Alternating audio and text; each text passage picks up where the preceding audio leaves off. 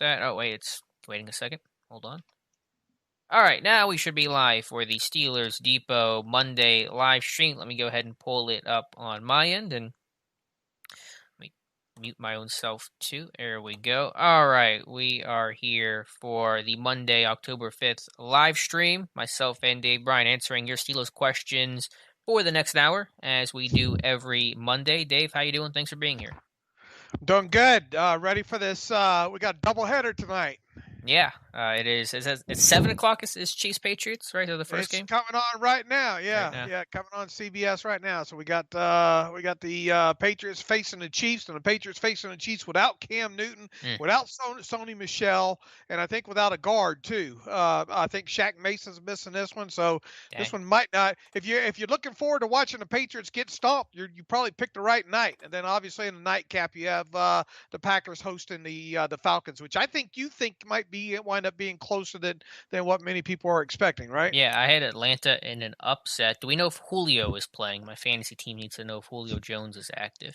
I guess they're not in yet. I don't guess they're in yet. Hello, humans in the chat. Thank you for joining us. Peace and love. Yeah, make sure if we have any audio issues, I'm sure we're okay, but let me know if you're not hearing anything, and we will answer your Steelers questions. I know coming off the sudden bye week, there isn't as much to talk about as there would be when we're coming off a game.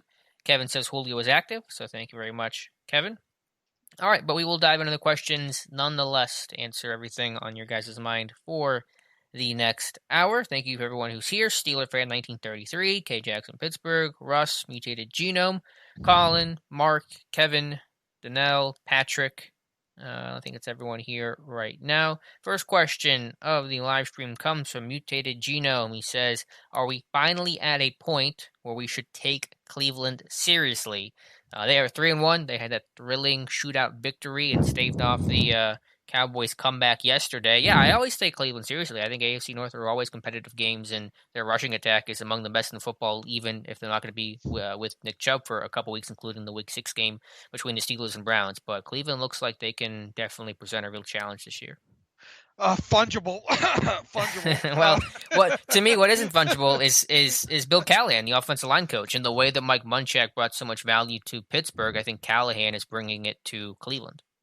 Oh yeah, definitely with be able to kind of the different blocking schemes up front, and morph them together. Look, we knew this offensive line was going to probably be had no choice to be better than what it's been probably since the days that they had who was the guard they traded away to the Giants along that was playing alongside Kevin Zeitler. Right. Was it Zeitler or was he in Cincy? Maybe it was Zeitler. Maybe I'm second guessing myself. I know what you're saying though. You're confusing me right now, but I'm trying to think of the guard that they traded away. Anyway, along with that played alongside Joe Thomas, this is probably the best combination of line that they've had since then. And Callahan is a very good offensive line coach.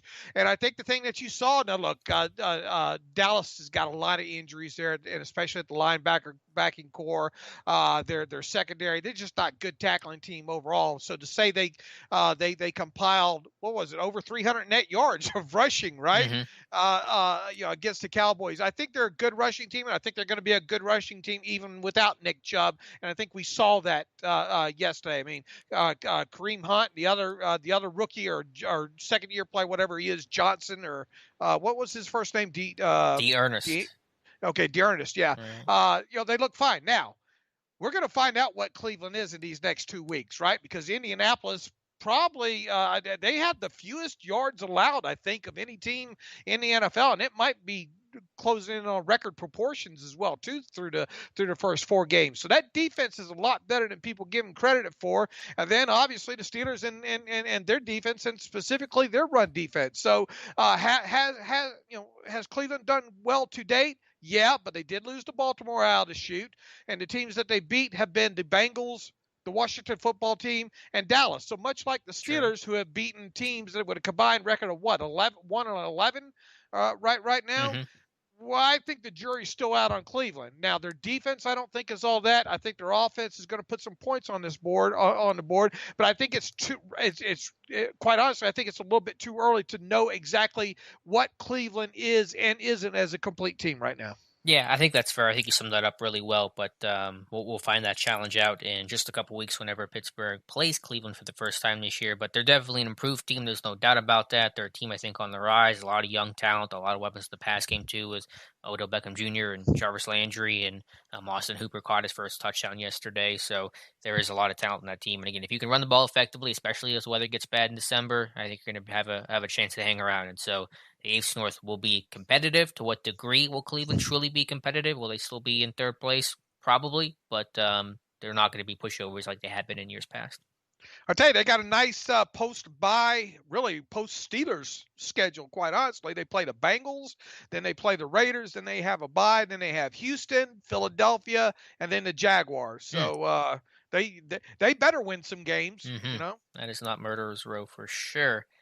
Let's see. A couple questions here from Patrick. Hey, Alex, why has the secondary struggled more this year compared to last year? I would say we're 3 games in, and I would say that the high bar they set last year was probably just going to be difficult to attain again. So I think there's been some regression with the secondary, but I kind of couch it in the context of regression to the mean, where they just weren't going to play at that unbelievable level they played at last year. And we're seeing offenses across the board in the NFL put up points like we haven't seen before, even compared to last year. So I think there's still a lag for defenses as they adjust offenses without a preseason, without some of the summer and spring work that they're accustomed to. And so maybe offenses have that advantage kind of heading into the start of the year as defenses figure out teams on tape and what they want to do and the changes, schematic and personnel that they're making. But I'm not freaking out about the Steelers secondary, right? I'm not implying you are either, Patrick, but I do just want to say that out loud.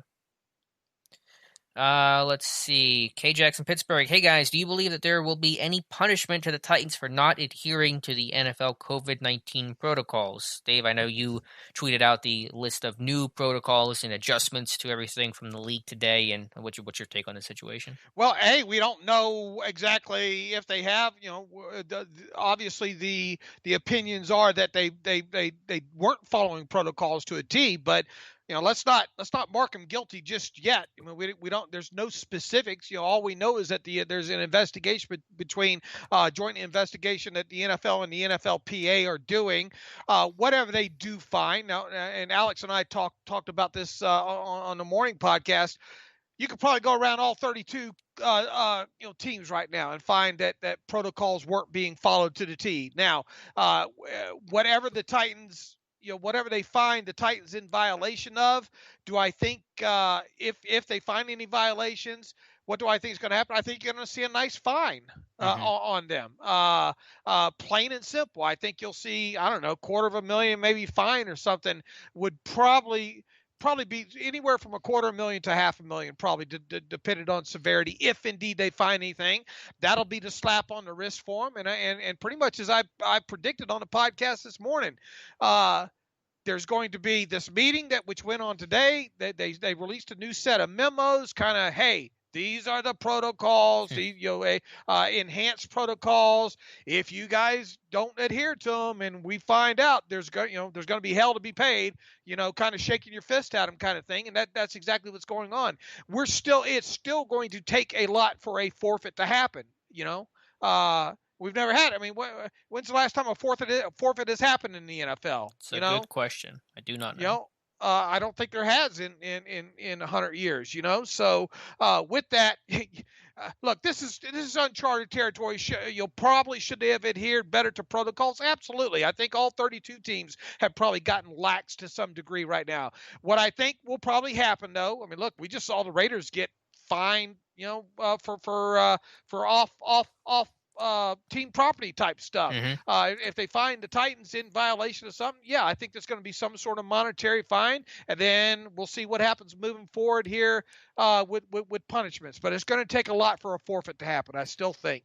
Yeah, I agree. And we saw coaches get fined for not wearing masks properly. That was Gruden, Fangio, and someone else that got fined $100K, I think, a week 2, and Gruden's still ignoring that for whatever reason. The short answer I would give you, K. Jackson, is that there could be a punishment, but it will not be significant to affect the Steelers, a.k.a. that's not going to be a forfeit that a lot of fans are clamoring for. That's just not going to happen. I know the NFL did threaten that today in their updated protocols, that and taking away draft picks, and that's possible, but it would take some sort of clear negligent and malicious intent to hide or flout the rules that would require such a heavy-handed punishment. So that's not going to be a factor, I think, for Tennessee this time around. All right, next question here comes from, once I scroll up and find our next question, Kevin says Eagles Steelers score prediction. Wait till Friday's podcast. Kevin, I want to watch the Eagles some more. I don't know which direction I'm in this early in the week, but we'll talk about that on Friday's episode of the Terrible Podcast. Dennis Sheridan, hi Alex and Dave. Can you guys get me a Missy Matthews bobblehead doll? I don't have that. Give me one power. too if you find it. Don't have a good answer for you there, Dennis. Other than I'm not capable of that. Wes says if you haven't heard, Bill O'Brien has been fired. Were you surprised by that, Dave? I was surprised, I guess, how early it's happening in the season. No, I put on the Twitter machine yesterday. It won't be long, and I didn't think it'd be this quick, but here we are, and I think Eric Bieniemy, who we're watching the Chiefs right now, their offensive coordinator, I think that's the guy. That should be the guy. Look, I don't. Bill O'Brien's kind of. You had to wonder going into this season if he didn't get this team, have them right in the thick of things right out of the chute. He's made some weird decision as a general manager, on top of everything else. And man, if not for them having a franchise quarterback right now, that franchise would be in shambles, because what have they already given up next year, draft pick wise in 2021? They don't have a first or a second, right? Is that right? Miami has them now. there you go. Maybe he'll go over to Miami and join that coaching staff. I don't know. No, I'm not surprised at an 0-4 start. And Alex and I were just talking, this morning on the podcast about that as well too. Good thing they have Deshaun Watson. I mean, if you're in this, if the way that franchise is right now, if they didn't have the franchise quarterback, I would hate to be a fan of that team, but at least you have the franchise quarterback. You could probably work with it too, right, Alex? I mean, you give me the franchise quarterback, I could probably work with something, not having that first and second round draft pick. So no, not surprised. I think 0-4, right time to do it. Make sure you get yourself in a proper position to look at a lot of players right now, and in prime position to make a run at whatever hot head coach hire, which I think might be Eric Bieniemy. And Bieniemy definitely deserves it. I think, Wes is saying that he deserves it. He does. He's been interviewed. He's a great offensive mind. He's done a great job in Kansas City. So hopefully this will be the year for him to get that opportunity. Before I ask you a quick question, a follow-up, Dave, I do want to shout out Ivo G. He says, hey, guys from Bulgaria. I am a 3-year listener and finally caught you live. I'm going to bed, though. So just want to thank you for about getting me through the last 8 months. Good night. Just want to shout him out before he logs off for the night. Thank you, Ivo. Really appreciate it. Ivo, I'm sorry if I'm saying that wrong, but we appreciate your listening all the same. Not that we don't appreciate our U.S. listeners, but it's kind of eye-opening, when you hear, people that far away, Sure. that kind of thing. So thanks for checking in there. And hopefully you can make some streams. I know there's a whole time zone thing, and it's probably very early in the morning over there, but we definitely thank you for listening. David, go back to Houston. I mean, I saw some people say that, well, it's not an attractive landing spot because they don't have the draft picks and the roster's got some question marks. But to me, you got Deshaun Watson. That's more attractive than a lot of other teams that'll be searching for that franchise quarterback, even if those other teams have a first-round pick. Man, just give me the franchise quarterback. I'll work my way through the rest of it. Exactly. Yeah, it's just crazy to me that Bill O'Brien was fired before Adam Gase. I guess that's where my surprise comes from. Yeah, what's the hurt? I mean, Gase said probably not going to be too far behind him. He's dead man walking for sure. Just a matter of when, not a question of if. But just I guess the only excuse you could make for Houston was they had a really tough start to the schedule. Obviously, Week 4 was a big disappointment to drop to 0-4, and I think the locker room starting. Well, did J.J. Watt have a moment today? I didn't. I saw a headline. I didn't listen to it. Was he kind of angry?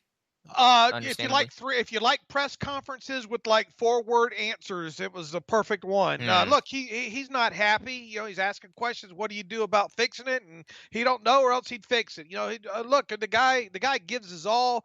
The guy's tired of losing. He pretty much probably knows at 0-4 that this season's over with. He's not a spring chicken anymore. The guys suffer through. There was a lot of expectations for Houston going into this year, and they're not reaching them. So, yeah, it wasn't. It was an uncomfortable press conference to watch. How about that? Good word to use. Get back to Pittsburgh. Chris Balak says, "Hi, Alex and Dave." Hey, Chris. Recent talk of the Steelers getting Sam Darnold after this year. Juju recently said he would love to see it happen. Thoughts? How possible is this, Dave? And I'll pull up the article now. I know you outlined the idea of why that is very unlikely to happen anytime soon. First and foremost, just the cap and the cost. I mean, look what. Let me pull up Sam's contract for you real quick while you pulling up that article there, and I'll run down the specifics real quick here. Yeah, article up on screen now. I'll scroll down so you guys can see it. You can just search Darnold if you needed to find the article again. All right, here's the thing with Sam Darnold. Okay, 2021, he is scheduled to earn, let's see, a total of looks like 920,000 base salary, and he's got a roster bonus that is due to him on August 1st, which even though it's due on August 1st of 2021, it still goes against the cap because it's likely to be earned there of over $3.8 million. So you got roughly about 4.8 or so, about 4.8 or so $1 million in salary. That's just too hard to fit up underneath the cap with the Steelers situation next year. So not only is it just hard to get him to be your backup at earning nearly $5 million salary, what's it going to take to get him? A draft pick of some sort. The Jets would be absolutely foolish to deal him away for anything other than a second-round draft pick, okay? And let's even assume you got past all that. You were able to afford him and his nearly $5 million that he's set to earn. You went ahead and you gave up the draft pick for him. You would have to go ahead and, assuming you did this in the offseason ahead of his fifth-year option being due, you would have to go ahead and exercise and pick up his fifth-year option for 2022. That's not going to be cheap for 2022. Mm-hmm. And then you're at the situation. What if you have extended Ben at that point? All right. You can't have a quarterback making that kind of money in 2022 on your bench, along with Roethlisberger. And then, what are you going to do after 2022 then? If you don't have him under contract, are you going to franchise tag him, having him hardly played snaps for you there? There's just, I've got, I can't even get you past even acquiring him because of the cap situation in 2021. Mm-hmm. Even assuming that you were able to do that, you're not going to be able to afford him past then, especially if you extend Roethlisberger. Now, the only way that such a thing can work is if Ben is either cut or retires after this season. That is the only way that you go about making something with Darnold in Pittsburgh work. End of story. In a story. That's it. Mm-hmm. Well said. Yeah, it's hard to add cap in a year where you're shedding cap as much as possible. And so it sounds good on paper. I will add that to the list of quarterbacks that sounded good on paper, but ultimately did not happen. I think Darnold's now like 35th on that list of the last few seasons. Dallas Quinley, more dangerous, Eagles run game or Eagles pass game? Is this a Dave Bryan yes type answer to this? I'm not sure which way to go on this one. I'll guess the run game because they have Miles Sanders back healthy now, and but that pass game, the receivers are so hurt. It depends on how healthy these receivers are. Jalen Reagor situation, I think he's going to be out again. I think that Deshaun Jackson's maybe got a better chance to return. They do have some tight ends in Dallas Goedert and Zach Ertz, but this Eagles team is just so banged up right now. It's really hard to get a read on them until we have a better feel for their health status and injury report. Yeah, let's see what happens with some of these wide receivers are missing. Because they were definitely hurting in that department there. Their running game's okay. I don't think it's going to pose any problems, or it shouldn't pose any problems for the Steelers. So I would say that I would be more concerned. And once again, we don't even know who's going to be practicing for them, who their tackles are going to be in this game or anything at this point. But just off the cuff here, I'd say I'd be more worried about their passing game because I just don't view their running game against the Steelers front being any sort of a problem. And they do have speed at receiver if when they get healthy. The question is, will they have an offensive line that will protect long enough for those receivers to get open on some 7-step drops?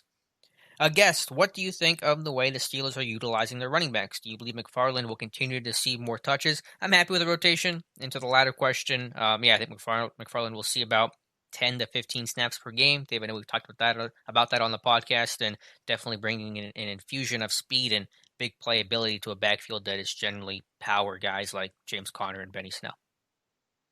Are you happy with the rotation at running back? Yeah, yeah. I mean, I think they're doing. Oh, look, I mean, the whole thing is you got to be careful with James Conner and the usage on him. And I think we knew as time wore on that McFarland would work into this thing somehow, some way. And we saw that start in week 3 there.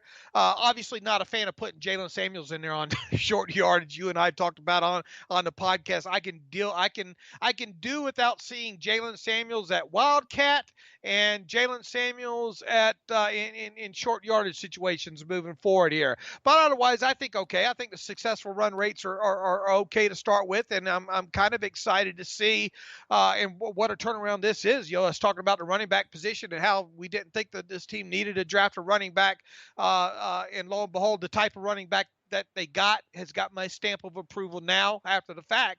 I'm excited to see how they kind of continue to implement McFarland into this thing moving forward. Do I think he's going to be a 14 touch game kind of guy? No, but I think you can get him on the field for 12 to 13 snaps and get a football in his hands 6 or 7 snaps, along with some conglomeration mixture of James Conner and Benny Snell. Yeah, I agree. Question from Wes. I'll direct it to you, Dave, and then I'll jump in after. Should it be a concern that it seems that the lack of crowd noise really benefits offenses combined with Pittsburgh still not hitting 30 points against 3 of the worst teams on their schedule? So I guess it's an overall question about concern about the Steelers' offense and where it's at. How would you answer that, Dave? Look, it's still early in this. I mean, would I have expected them maybe to have busted 30 once already? Yeah, possibly. The key thing, obviously, is having more points than the other team at the end of the game. So, I think that goes without saying as a captain obvious kind of statement there. Let's hold off on the panic here because we're talking about this, and I wrote this up this morning in talking about that 30-point streak and yada yada. It is significant because it is the longest streak in the NFL. I get that. That's why it's worth writing about. That's why it's probably gotten the traffic that it's gotten so far. But let's not forget that Ben Roethlisberger is a big reason for that, and he only played 6 quarters last season. So this offense is still, I think Alex and I, the best way to describe what we have seen so far is kind of clunkiness. You know what I'd much rather, what streak I'd rather see in first, Alex? I know you know. Is it the first drive streak? First Which would go a long way to getting you 30 points in a game. Yes, sir. Yes, sir. How about let's get both of those taken care of against Philadelphia here. Let's get that opening possession drive streak knocked out with a touchdown there. And then let's see what happens there. Now, if we get, 3 or 4 or 5 more games into this thing and there's, they're averaging 23, 24 points a game, obviously the win is the most the thing that you care about the most there. But then probably some reasons to some concern there. But Ben's still knocking the rust off, so to speak. Let's look at it this way. The Steelers preseason is now over with.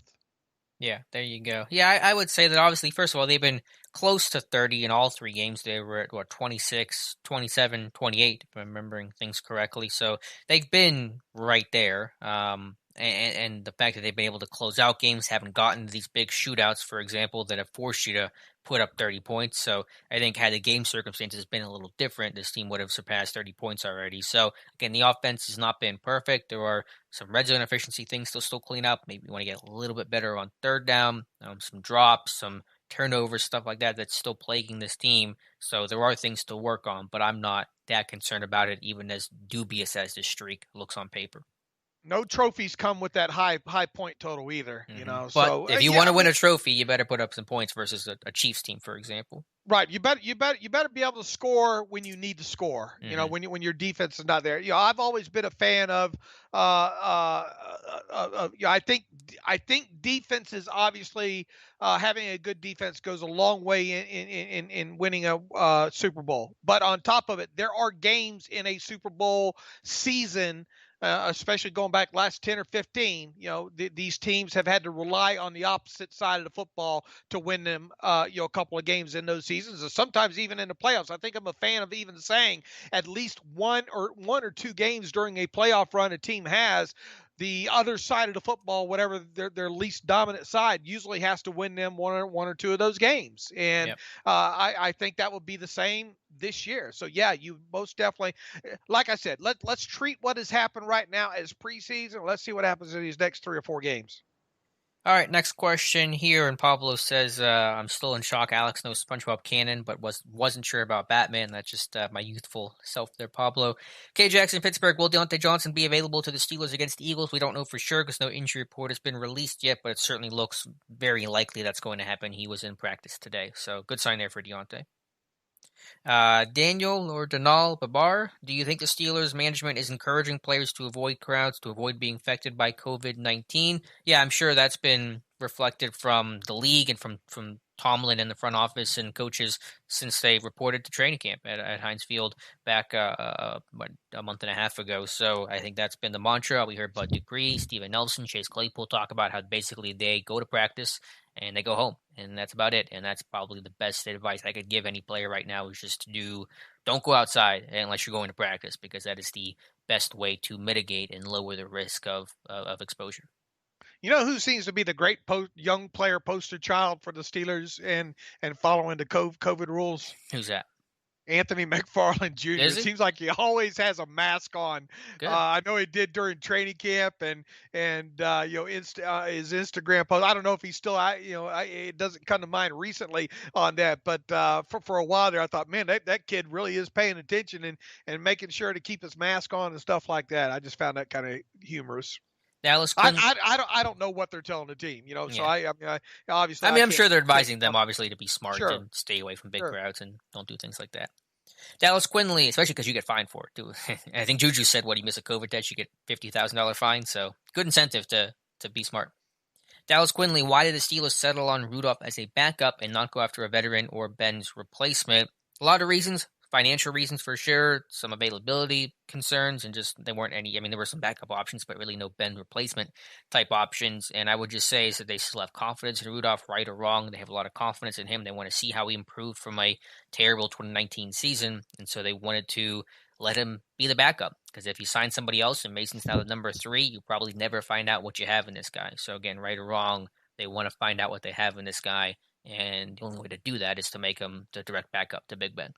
And as we said all offseason, it's no surprise. I mean, dating back, you could tell that this team has confidence in Rudolph. Okay, and on top of everything else, they didn't have the cap money to go after anybody else anyway. And if they would have, then you might as well just go ahead and pull the string on Rudolph at that point. There, that this team has stated since the end of last season that they have confidence in Rudolph, that Rudolph is going to be the backup for this team. So there it is in the story. I mean, the only way you're going to Monday morning quarterback that is if something happens to Ben Roethlisberger and Mason Rudolph has to play considerable time. Other than if he plays well, great, it was the right decision. If he doesn't, then the criticism is going to come from all different angles. Then at that point, but you cannot call it the wrong decision unless you see him play this year. Right, absolutely. And hopefully we do not see Mason Rudolph play this year. Andresa, hey Alex, I get why NHL NBA bubble format won't work, but why is it not possible for each team to stay in their city's hotel and only leave the hotel when they play or practice? Thanks. I know that some teams were doing that during training camp. I believe the Saints, for example, were. Is that possible? Sure. I mean, I don't see any reason why it couldn't be possible.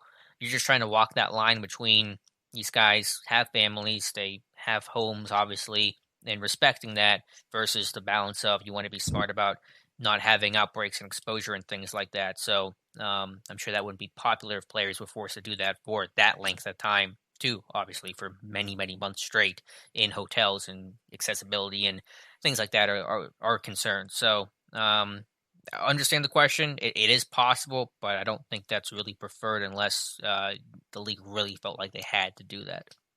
Do you have any reason why a hotel format may or may not work, Dave? Just logistics and I mean time. I mean, it's just so so many people involved in this too. This it just like I understand the NHL.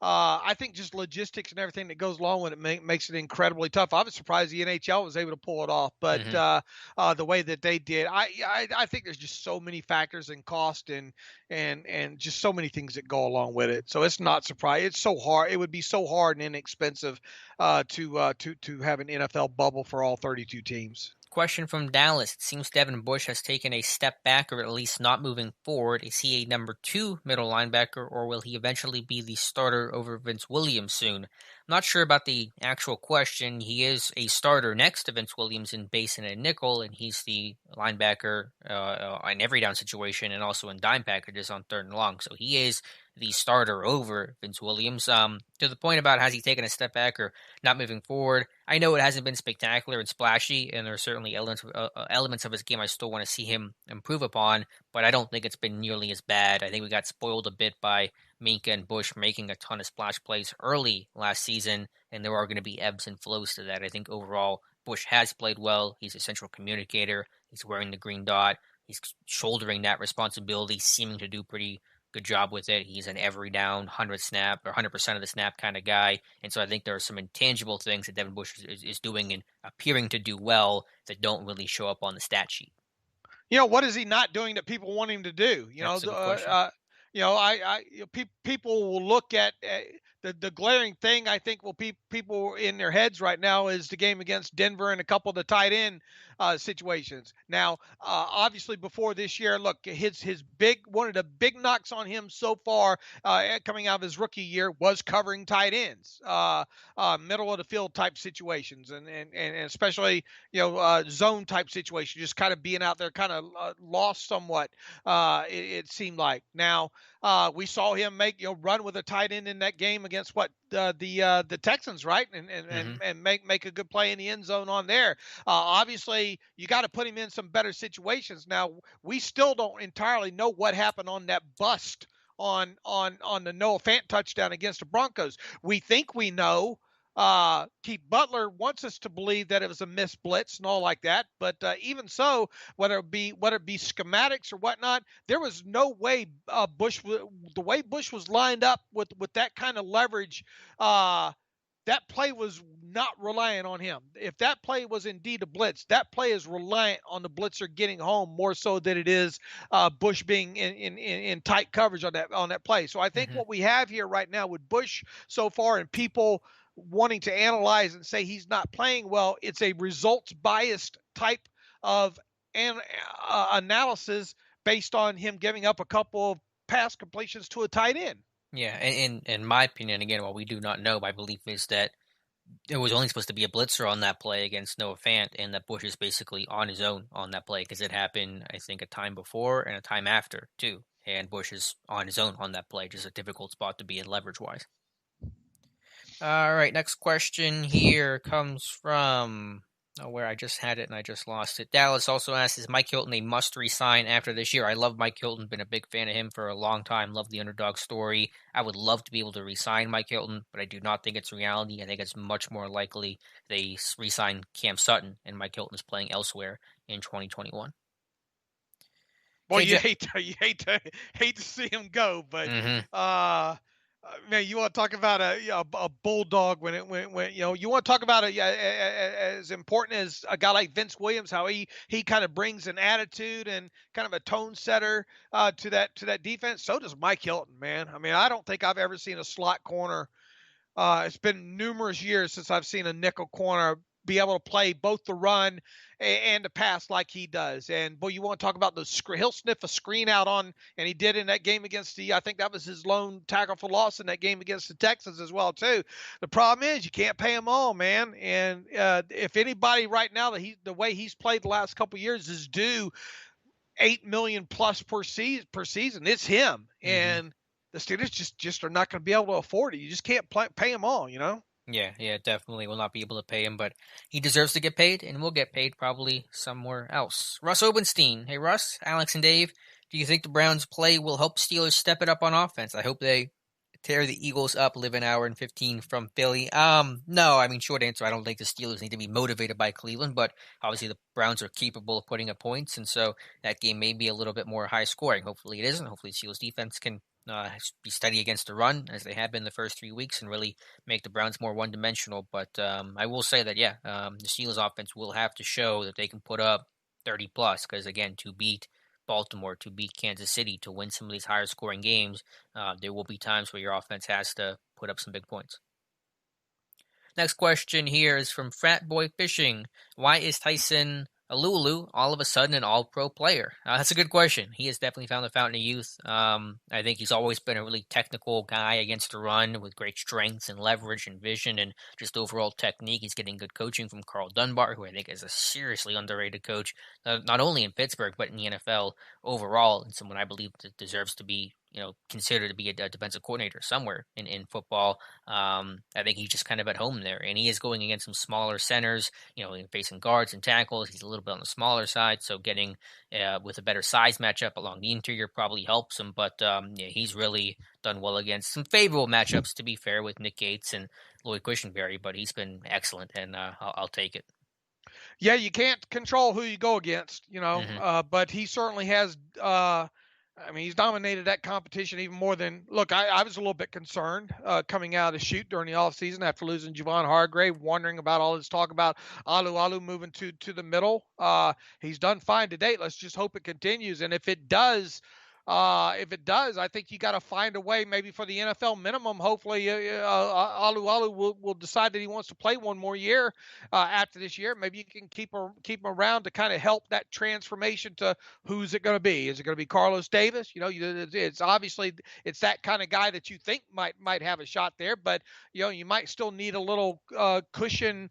In year number 2 for a guy like that. But Alu is really, he's had some great what they call it, snatch and pull and swim moves. I mean, he's really done the whole gamut there up front against some of these centers and guards in the league through the first few games. As long as he stays healthy, man, that base defense is going to be murder to run against. Yeah, and it has been so far. And so I'm not asking too many questions. I'm just excited that the dude's playing well, and the Steelers' run defense is tops in football. Todd Williams. Hello, guys. Thanks for taking my question. With Hilton and Sutton most likely gone, what are you hearing about Justin Layne? Not a whole lot. He's still been working as a starting gunner on special teams and done reasonably well there, but obviously the guy has yet to play a snap defensively, so we're not hearing a whole lot about Layne, and he wouldn't be a good replacement for Hilton or Sutton, because Layne is an outside corner, Hilton and Sutton are slot corners, so he wouldn't be replacing them, but don't really know a whole lot about Justin Layne as he's entering his sophomore season.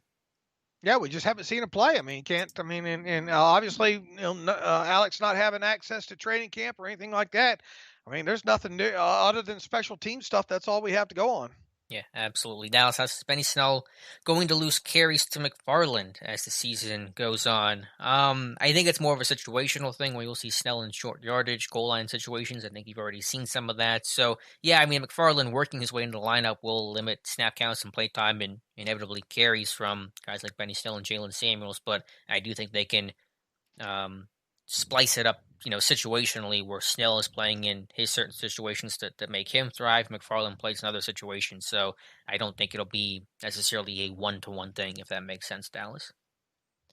All right, let's see. Desmond had a question. JJ plays with his brothers next year if released. I don't think Watt's getting released, but I know you had a tweet that got pretty popular on Twitter about trying to convince JJ to come to Pittsburgh, join his brothers. Yeah, that's not. I mean, it was all in jest. I need to start adding some sort of sarcasm. Yeah, some people took that seriously. They were like, "Why do you hate Cam Hayward and Stephon Tuitt?" And that was some responses you got. Look, it was a joke, people. Hey, they can't. I mean, JJ's set to earn what, $15 million this year, and if you take the games off, and he's still owed like 11 or 12 or something million.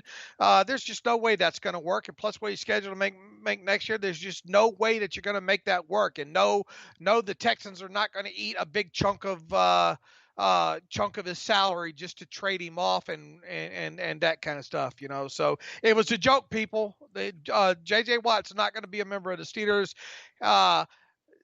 he's got about as good of a chance of being a Steeler than Sam Darnold does. How about that? There you go. What is it? Done. 6-0 Kansas City up on New England. I don't have the game turned on. I'm just looking at scores on my Yep, phone. 6 Low nothing. scoring. That's interesting. All right, next question here comes from Mark Leslie. Once Ben retires, do you think Mason Rudolph will be our starting quarterback, or do you see us drafting a long-term quarterback for the future? I hope. I'll put it this way: I hope Ben plays long enough that like Mason's contract runs up and he goes somewhere else just because his contract is up. So hopefully Ben keeps playing through like 2022, and that kind of makes it takes a decision out of Pittsburgh's hands. So short answer, Mark, I would probably say the Steelers' long-term quarterback is not on this roster right now. The best thing for everybody to do right now is to circle late February, early March on their calendars right now, because that's the key date when it comes to Roethlisberger potentially signing another extension, because he is due a huge roster bonus right after the start of the new league year in March. So we're going to learn a lot about what's going to happen at the quarterback position for the next couple of years in February or March. Obviously, if they don't extend Roethlisberger at that time, then it becomes a fantastic shot that that 2021 would be Roethlisberger's last year, unless they decide to go franchise tag after that. Okay, I have a feeling, and to hear the way Ben talked earlier in the offseason, as long as Ben has a good season, this season, he's going to want to stick around. So I would, where we sit 3 games into this thing right now, I would bet that Ben signs an extension in February or March. And then when it gets to that, but Rudolph's final year is what? Next season? 2021, right? Right. All right. So, unless he's going to come back in 2022 for near minimum or test free, odds are Rudolph will be flying to Coop after the 2021 season if Ben is re-signed. So then you go back into the draft and you draft another second, third round quarterback or whatnot, and kind of go from there again. So circle late February and March. That's the best time to ask these kind of questions. Right now, it's not. Was this from Russ? Yeah. Russ Obenstein says, Dave, have you changed your mind on Steelers not re-signing Vince after way he is playing next season? I assume. Well, Vince is under contract, so right. There is no re-signing him. It comes down to whether or not you're going to want to keep him at the salary that he's set to earn. Russ, it's not about re-signing him because he's under contract, and that's the discussion that Alex and I have had quite a bit over the last couple of months here when talking about Steelers and their 2021 cap situation. Let me throw the question back to the people in the chat. If I gave you a chance to retain Juju with a $6 million something cap hit, based on kind of the contract that Alex and I talked about on the Monday podcast, would you be willing to cut Vince in a moment's notice to do that? And I bet there's a lot of people typing in yes on the chat right now. Now, I'm not saying that that's going to be an option here, but look, here. This team is going to have issues getting cap compliant next year, no matter what the cap number is, 198.2 or 175 million, whatever that number is. The Steelers are going to have to make some moves here. Okay, Vince Williams at $4 million base salary right now looks like an easy adjust, okay? And by adjust, I mean you either terminate his contract or you go to him and say, look, if you want to play one more year, you're going to have to take we're going to have to lower your salary to the minimum there. I think he's a fantastic guy. I think he plays against the run fantastic. I think he's a tone setter, yada, yada. But this is an economics decision more so than it is a football player decision. Yeah, I hear you. It could be one of those very difficult situations where, in order to get cap compliant or maybe make and get an extension done with someone like Juju, you may have to make a hard decision somewhere else. But it would really suck to see Vince get cut because he's playing at a really high level, and it would make this team worse from a losing Vince Williams standpoint, makes your team worse standpoint. He's not a spring chicken either. At some point, Father Time's still undefeated, and he is 30 years old. He'll be 31 in December. Okay, so. But it's not like he runs 4.44. I mean, it's I think his skill set will remain longer than others. Right, and it's not like 4 million is a lot of money, but 4 million is a lot of money right now when you're looking at the cap situation of 2021 Steelers. Hmm. Good question here from Andres. What's your favorite Steelers offensive and defensive formations this year? You pick one, I'll pick the other, Dave. What's your favorite offense or defense formation? Anything that involves the guards pulling, running some sort of counter or the power. I like kind of those. I like the bunch sets to the side, Hmm. along with the tight end on the end of the line of scrimmage there, and a single back. How about that? All right, I like it. Defense, 11 personnel with a bunch set. I like it. Defense, I would say I've come to really warm up to the Steelers over front, where they see that against multiple three tight end sets, where they get the D end on the tight end in a lot of cases, and just kind of really wreak a lot of havoc that way. I think that's been used in small doses, and it's obviously game flow dependent and dependent on what the offense does, what their personnel is. But I think that's been highly effective over the past few seasons. What's your favorite offensive formation, Hmm. Alex? I mean, they're not as creative. It's not like we're watching a Kansas City or San Francisco that gives me a whole lot of options. I mean, they are a relatively vanilla 11 personnel, or, they'll come in tight with an extra offensive lineman. And in terms of formations, they're not lining up in anything super creative. So I don't know. I'm trying to think of just a formation that was different, that was effective, and nothing's coming to mind right now, to be honest with you. All right. Good question, though, Andres. I do like that one. I'll have to chew on it some more. Russ is asking who's leading the team in tackles, Bush or Edmonds. I'm not sure. Do we know who is leading this team in tackles? It's probably one of those guys. Let's see. I know Mike Hilton's got like 20 total. Was he? I don't think he's leading the Can team though. I'll pull it pull up it. while you I'll you pull it go up here. here on Pro Football Reference. Yeah, we'll see. I'm not sure who is leading. I mean, it might be Hilton, might be Bush, might be Edmonds. I got 20 total tackles from Mike Hilton. I got Bush second at 18 total tackles, Okay, according to and the NFL sites. no, yeah, they PFR has Hilton with 21, Bush at 18, Edmonds at 16. So One about one the of same. those of one of those of Mike Hilton's is special teams tackles. I'm going defensive tackles. He's got Okay, 20 total defensive tackles, and Mike Hilton has one special teams tackle for a total of 21. Devin Bush has 18, and no special teams tackles, of course. right. So Mike Hilton officially 20 defensive tackles, leads the defense. Frat Boy Fishing, just a couple minutes left before we wrap up the stream. Will the Steelers ever use Cam Sutton or Justin Lane? I mean, Sutton still is used in dime, and if there's an injury happens, I think at slot or on the outside, you're going to see Sutton's expand role big time. So I think Sutton has a clear role right now. And Justin Lane, again, it will take an injury to happen, and so I'm rooting against Justin Lane being seen just because that means the team stayed healthy. So that's Lane's situation right now. It's just behind Joe Hayden and Steven Nelson. Let's see, Sutton against the Tech. He played 14 defensive snaps in that game. That's about what you were kind of calling for, I think, right? About 30% of the snaps per game. Yeah, I think they were 18% last year in terms of dime usage. They were around 33 to 35% 2 years ago. I thought that number would come up. Again, it is game flow dependent. They've had the lead in all three games. Teams have had to play catch up, so that does invite more dime defense. But that sounds about right. Yeah, and I'm not. I think I'll be just fine if I don't see Justin Lane in the game this year, Hmm. unless it's a blowout. For No sure. offense to him, but the only way he's going to be getting into some games is some injuries happen, and I'd rather not. Might we get to that point? Maybe, but it's not something that I'm going to stress over not seeing him play if I don't have to. Amen to that. Mark Leslie, can you explain the different roles, positions that are on special teams other than the obvious kickers, punters? Yeah, there's a whole bunch of them. We could spend another hour talking about that.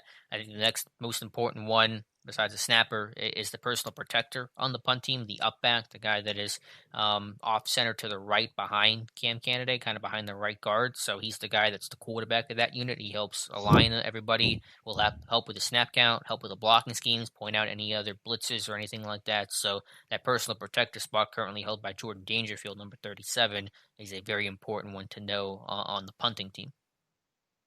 And then other ones, you could do the gunners and jammers. Gunners are the guys on the outside on the punt team. The jammers are the ones on the punt return team, not allowing the gunner to make plays. So I could go down a whole laundry list of L1 and R1 on the kickoff team and stuff like that. But I think I just kind of hopefully gave you the basics there, Mark.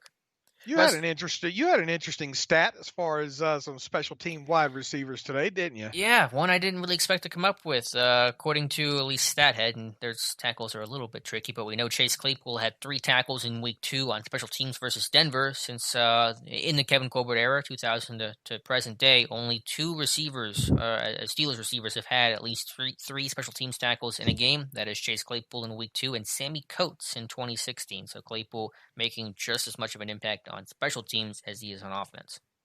He is officially credited by the NFL with being in on 4 total special teams tackles, 1 tackle and 3 assists. Chase Claypool For the season.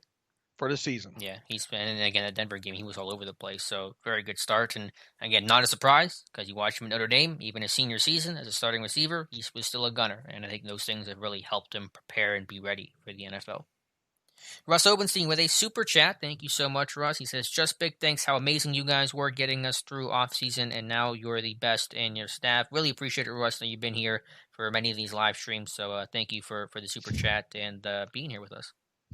Absolutely, thank you for that. And boy, there was it was touch and go for a little while there, not having, not, not having. Look, to make things even worse, the Steelers obviously didn't have a first round pick, so that kept that all these mock drafts that we normally write about and we complain about and take issue with and bitch about and say these people don't know what they're doing. We weren't even able to write about none of that because obviously the Steelers didn't have a first round pick and thus a lot of these mock drafts coming out, we couldn't discuss those kind of things. And then we none of the pro days. Alex and I overanalyzed to see who we can find out which coaches and personnel members were there. All that was off, and obviously no pre-draft visits, and it made for let's not do that again. Mm-hmm. Dallas Quinley, if Ben signs new contract, does Rudolph demand a trade? I don't think Rudolph has a lot of power to demand much of anything right now, even if he knows that he won't have much of an opportunity in Pittsburgh. No, he will play out his contract in 2021 and then hit free agency and probably get a job elsewhere if that's the way things transpire. Yeah, don't imagine there'll be a big clamoring for Mason Rudolph if he demands a trade out of Pittsburgh anyway. K. Jackson, Pittsburgh, the Steelers O-line versus the Gravedigger and the Eagles D-line. Who wins? That's going to be the matchup to watch for sure. I mean, because the Eagles' strength is in the trenches defensively with Fletcher Cox and Javon Hargrave, and Brandon Graham's been criminally underrated for several seasons now against the Steelers' offensive line. So that's going to be the million-dollar question, K. Jackson, if I think who's going to win this game on Sunday. And Fletcher Cox has always been one of those few guys in the league that's David DeCastro, what I call David DeCastro kryptonite. Mm-hmm, for sure. Good point. So, yeah, that'll be the battle. I mean, I'll give maybe the edge to Philadelphia right now, but if that's going to be the determining factor in this game. This, fortunately, though, will probably be the last time we see DeCastro versus Fletcher Cox. True. Very true. Speaking of DeCastro, Dallas is also asking, what's the contract situation on DeCastro? Dave, I'll defer to you on that one.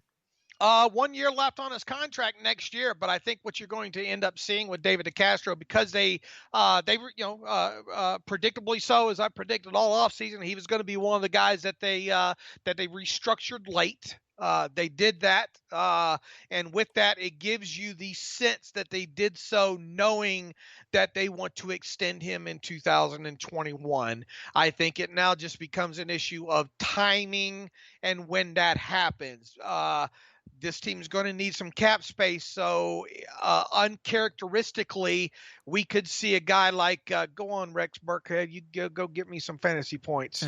I think you'll see David DeCastro sign an extension next offseason. I think it might be sooner rather than later, and by sooner rather than later, I mean well before training camp gets underway. All right, be on the lookout for that. We have another super chat from Steeler fan 1933. He says 44 watching, only 13 likes. Let's do better, Steelers Nation. Thanks, Alex and Dave. Keep up the good work. Thank you so much for the super chat, Steeler fan. Yeah, be sure to like the stream if you would like to. We'd appreciate that. Certainly helps out visibility for YouTube. And Steeler fan, I should have another Out of the Park episode probably tomorrow or the next day. So I know you watch that series, so be on the lookout for that.